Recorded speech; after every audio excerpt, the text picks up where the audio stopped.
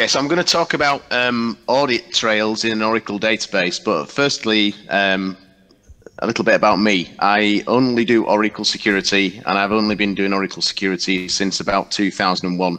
I've just written a book on Oracle. Sorry, you can't use the tab key when you're on a WebEx screen. I didn't realize. I've only been doing Oracle security since 2001. That's all I do. I've just written a book about Oracle incident response and forensic analysis. That's the picture in the top right-hand corner. Also, I just say, sorry, I can't be there in person, but I'm working with Alexander on something later in the year that hopefully I'll be able to come over to Slovenia and teach a training course. I'm going to talk about the audit trail in the Oracle database.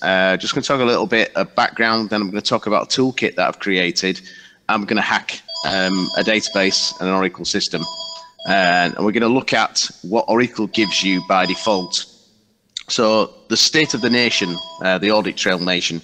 I have extensive experience of doing security audits for customers, also being involved with various different pieces of type of work with Oracle.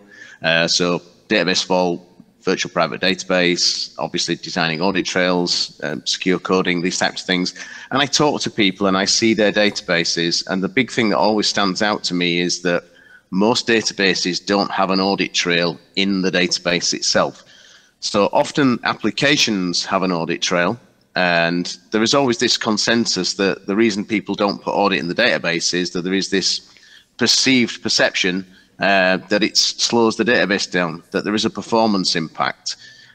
Yet they still have auditing in the application layer, which is often trigger based, which does have a massive performance impact. Often a transaction will go something like 100 to 500% slower because of that. But people don't want auditing in the database. But auditing in the database is actually very fast and very useful. Of the sites I do see who do have an audit trail, very few of them actually use it or look at it interactively. And my estimation is there's probably only 3 or 4% of sites, certainly of people I've talked to when I've spoken at conferences or customers, who actually have an audit trail where they're doing something useful with it to audit the database engine itself, not the application. So to understand if somebody's breaking into the database, or to have an audit trail to capture when somebody has broken into the database. Sometimes people have an audit trail simply because they're told they need it for regulations. And I've even seen some sites have audit trail that they need for regulations, so the audit settings are enabled, but they're actually deleting the audit trail. So they're tricking the external auditors to think that audit is